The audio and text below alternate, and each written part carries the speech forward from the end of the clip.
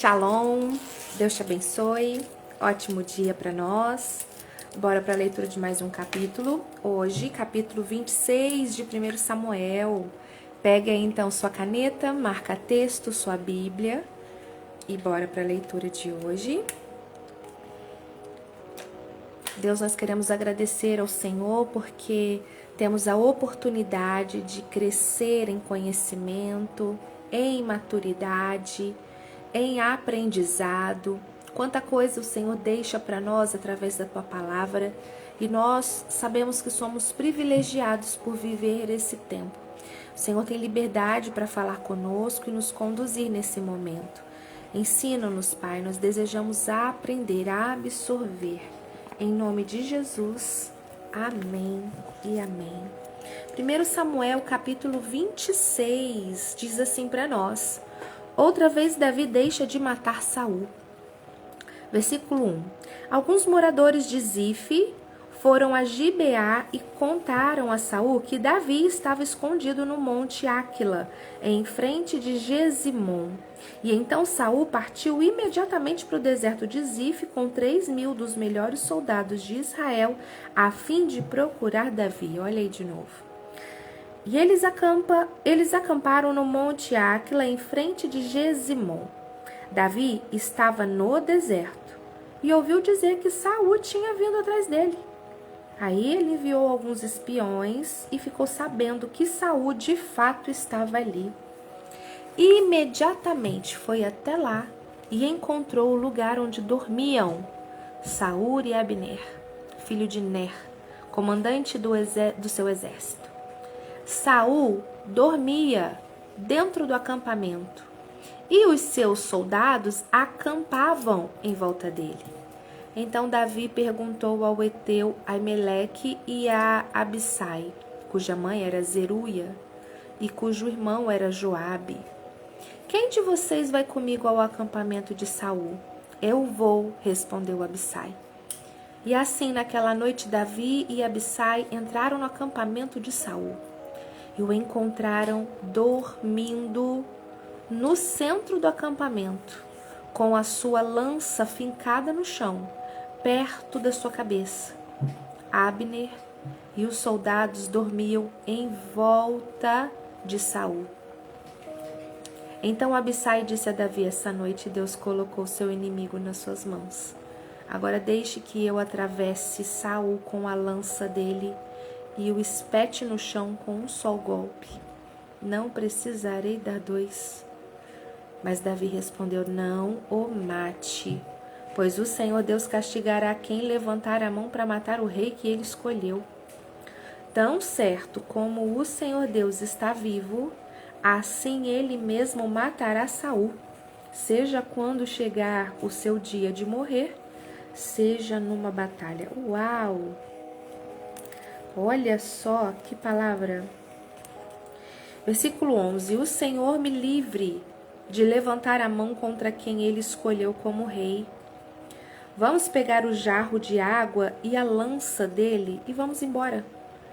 E então Davi pegou a lança e o jarro de água que estavam ao lado da cabeça de Saul e foi embora com Abissai. Ninguém os viu, nem soube o que havia acontecido. E ninguém acordou. Todos estavam dormindo profundamente, porque o Senhor tinha feito com que todos eles caíssem num sono profundo. Ah, Deus maravilhoso.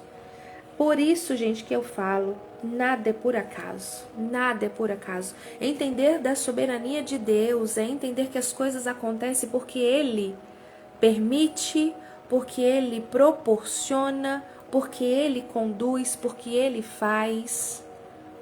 Deus está no controle. Versículo 13. Aí Davi passou para o outro lado do vale, foi até o alto do monte, a uma boa distância deles, e gritou para Abner e para os soldados de Saul: Abner, você está me ouvindo? Quem é que está gritando para o rei? Perguntou Abner. E Davi respondeu: você é o homem? Você é homem ou não é? Você não é o melhor soldado de Israel? Então por que não protegeu o seu chefe, o rei? Agora mesmo alguém entrou no acampamento para matar o rei, o seu chefe. Você falhou, Abner. Eu juro pelo Senhor, o Deus vivo, que vocês todos morrerão, pois não protegeram o seu chefe, que o Senhor Deus fez rei. Escutem, onde está a lança do rei? Onde é que está o jarro de água que estava ao lado da cabeça dele? Saul reconheceu a voz de Davi e perguntou: Davi, é você, meu filho? Sim, Senhor, respondeu Davi. Por que é que o Senhor continua a perseguir este teu criado? O que foi que eu fiz? Qual foi o crime que cometi? Ó rei, escute o que eu tenho a dizer. Se foi Deus que fez o Senhor se virar contra mim, ele mudará de ideia se lhe for feita uma oferta. Mas se foram certas pessoas que fizeram isso, que a maldição de Deus caia sobre elas. Pois me expulsaram da terra do Senhor Deus para uma terra onde posso adorar somente deuses estrangeiros. Não me deixe ser morto em terra estrangeira, longe do Senhor Deus. Porque o rei de Israel viria aqui? Para procurar uma pulga como eu? Por que me caçaria como se eu fosse um pássaro selvagem? E aí Saul respondeu: eu errei. Volte, meu filho Davi, nunca mais eu lhe farei nenhum mal, pois esta noite você respeitou a minha vida. Eu tenho sido um louco e cometi um grande erro. Então Davi disse: aqui está a sua lança, Senhor, que um dos seus homens venha buscá-la. O Senhor Deus recompensa aqueles que são fiéis e corretos. O Senhor Deus recompensa aqueles que são fiéis e corretos. Hoje ele colocou o Senhor nas minhas mãos, mas eu não levantei a mão para matar aquele que Deus escolheu como rei. Assim como eu hoje respeitei a sua vida, que o Senhor faça o mesmo comigo e me livre de todas as dificuldades. Versículo 25. E Saul respondeu a Davi: Deus o abençoe, meu filho. Tudo o que você fizer dará certo. E então Davi foi embora e Saul voltou para casa. Será que agora foi definitivo, gente? Vamos ver, né?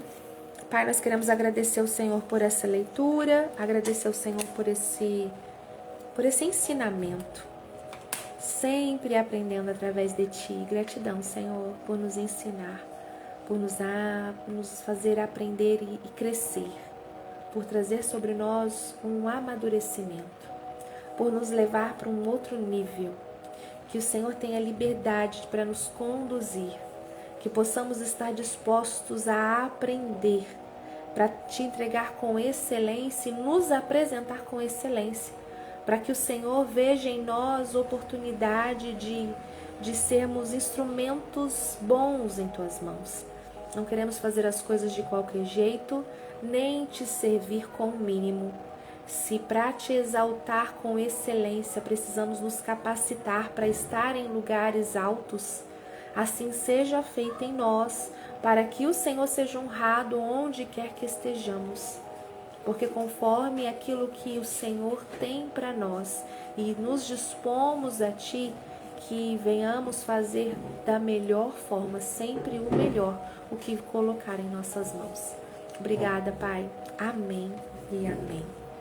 E diz assim para nós também. 1 Samuel 26. Amém, filho. Este é o segundo round da prova de integridade de Davi. Se na caverna, no capítulo 24, o encontro foi casual, aqui o teste é ainda maior. Davi entra ali no coração do acampamento de Saul. Deliberadamente ele faz isso para provar que a sua lealdade não é por medo, mas é por convicção. 1 Samuel 26 diz para nós o título aqui, ó, a invasão do acampamento e o confronto final. A gente vê lá então, Saul, sempre instigado por fofoqueiros, desce com 3.000 soldados para caçar Davi. E aí Davi, em vez de fugir, decide ser ousado. Ele e Abissai infiltram-se no acampamento inimigo no meio da noite. E aí eles encontram Saul dormindo com a lança cravada na terra, a cabeceira, perto da cabeça. E aí Abissai sussurra: Deus entregou o teu inimigo nas tuas mãos. Deixa-me cravá-lo na terra com a lança. E aí Davi responde: não o mates, pois quem estendeu a mão contra o ungido do Senhor e ficou impune? Observa aqui a diferença entre oportunismo e propósito. Abissai via a situação como lógica do aqui e agora, o caminho mais curto para acabar com o sofrimento. E Davi via a situação sob a ótica da identidade do princípio. Davi sabia que se ele matasse Saul, ele perderia a autoridade moral para ser um futuro rei. A maturidade de Davi mostra que ele não estava apenas esperando a vez. Mostra que ele estava se preparando para o exercício da unção que ele já tinha recebido. Entendemos que a proteção do ungido é uma responsabilidade que vem de Deus e não do braço do homem. Davi apenas leva a lança e a jarra de água de Saul, símbolos ali de defesa, que era a lança, e sustento, que era a água. Ele retira do rei aquilo que Saul não foi capaz de guardar. Então vamos ver essa cena. Davi, seu sobrinho Abissai, entram no meio de 3.000 soldados dormindo e chegam lá da onde o rei estava e aonde o rei queria matá-los. E aí Abissai, louco para acabar logo com aquilo, mas Davi não permitiu. Não toque no ungido do Senhor. E aí o que nós temos para aprender com essa escolha? Primeiro, integridade é o que você faz quando ninguém está vendo ou quando todos estão dormindo. A maior prova de caráter não é o que fazemos sob o olhar da multidão. A maior prova de caráter é o que fazemos quando temos a oportunidade secreta de agir errado e ninguém jamais saberia. Você tem mantido a sua integridade no privado? Segundo, o respeito aos princípios acima das circunstâncias. Davi sabia que Saul estava errado, mas ele também sabia que a vida de Saul pertencia a Deus. Quando você deixa a justiça nas mãos de Deus, você descansa. Agora, quando você tenta assumir o lugar do juiz, aí você se torna o réu. Terceiro ensinamento, a exposição da farsa. Davi grita do alto do monte, acorda o acampamento inteiro e devolve a lança. Ele confronta Saul com uma lógica irrefutável. Por que o rei persegue seu servo? O que eu fiz de mal? O choque de realidade ele é tão grande que Saul admite: eu pequei. Volta, meu filho. Volta que eu não vou fazer mais mal a você. E Davi sabia que Saul não mudaria. Então, com sabedoria, ele não volta. E então preserva a sua vida. Protocolo da honra e da sabedoria em 3 passos. Primeiro, uma auditoria. É sempre preciso fazer uma auditoria, uma revisão. Auditoria de caráter. Você tem agido de forma íntegra mesmo quando ninguém está olhando e quando a oportunidade de atalhos estão se apresentando? Segundo, a sabedoria da distância. Vamos aprender com Davi. Ele perdoou Saul, mas não voltou a morar no palácio. É possível perdoar e ainda manter uma distância segura para preservar o seu propósito. Você tem tido essa sabedoria com pessoas que constantemente te ferem? Terceiro aprendizado, terceira ação para nós. Confiança no juiz eterno. Como você pode hoje entregar a lança das situações que te ferem nas mãos de Deus e descansar na soberania dele. Que o Senhor complete em seu coração a palavra de hoje. E a frase para nós é: integridade não é apenas não fazer o que é errado. Integridade é ter a oportunidade de fazer o que é errado, mas escolher o caminho que honra a Deus. Não se manche com a vingança. Deixa que o Senhor cuida do seu destino. Resumo do capítulo 26 tem como palavra-chave honra. Esse capítulo consolida o caráter inabalável de Davi, mostrando que a sua lealdade a Deus e os princípios divinos eram muito mais importantes do que a sua própria segurança ou até mesmo a sua ascensão ao trono. O confronto então termina, mas a exaustão física e a exaustão emocional de Davi é real, gente. Davi conclui que se continuar ficando em Israel, um dia Saul vai pegá-lo. E no capítulo 27 a gente vai ver que Davi toma uma decisão estratégica, mas arriscada. Ele pede asilo aos seus inimigos, ele pede asilo aos filisteus. Então ele vai para a terra de Gate e convence o rei Ax de que está do lado dele. É um jogo de espionagem perigoso. Davi precisa manter o seu disfarce enquanto secretamente continua protegendo o povo de Israel. Olha só. E aí a gente vai ver isso, essa fase aí de Davi como um agente secreto lá no meio dos filisteus. Capítulo 27 amanhã. E para a gente concluir o estudo de hoje, nós vamos ler aqui um trechinho do capítulo 156 desse livro abençoado, que tem link na descrição aqui do nosso vídeo. E é com base em Marcos 5, de 1 a 14. Tem como título Está Consumado.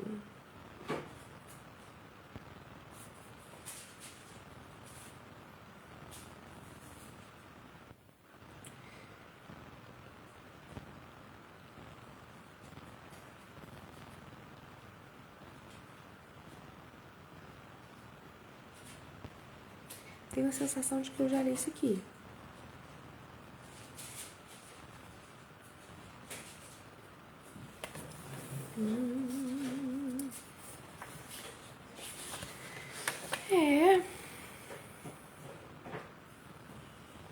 Nós já lemos. Vamos ler o capítulo 157. Você é verdadeiramente grato? Lucas 17, de 11 a 19 foi o texto usado para esse estudo. E a frase principal tem para nós assim: no final das contas, a maior bênção que podemos receber de Deus não é só a cura ou a prosperidade, mas a maior bênção é a salvação. E você, diante de tantas bênçãos e desafios, é aquele que retorna para agradecer? A gratidão revela a condição do nosso coração. Quando reconhecemos que cada vitória e cada bênção em nossa vida são frutos do cuidado de Deus, algo profundo acontece. A nossa perspectiva ela muda e o nosso relacionamento com Ele se aprofunda. Da próxima vez que você receber uma bênção grande ou pequena, lembre-se de voltar, como aquele leproso curado. Lembre-se de expressar a gratidão. Afinal, mais do que as respostas que Ele nos dá, Deus quer nos salvar. Que lindo! Você é verdadeiramente grato? Fica aqui uma pergunta para reflexão. Quando você recebe uma bênção, mesmo que não seja na medida que esperava, você está pronto para agradecer de todo o coração? Ou até mesmo quando não é da forma com que você gostaria, ainda assim você encontra motivos para agradecer? Entender quem Ele é em nossas vidas, o lugar que Ele ocupa em nós, revela de fato quão grato você é. à medida que você é. Existem situações a qual as pessoas são definidas por quererem um relacionamento com Deus ocasional, buscando a Ele apenas quando lhe convém. E ao entender quem é Deus em nós, se Ele realmente ocupa o lugar de prioridade, muda completamente a ótica da nossa vida.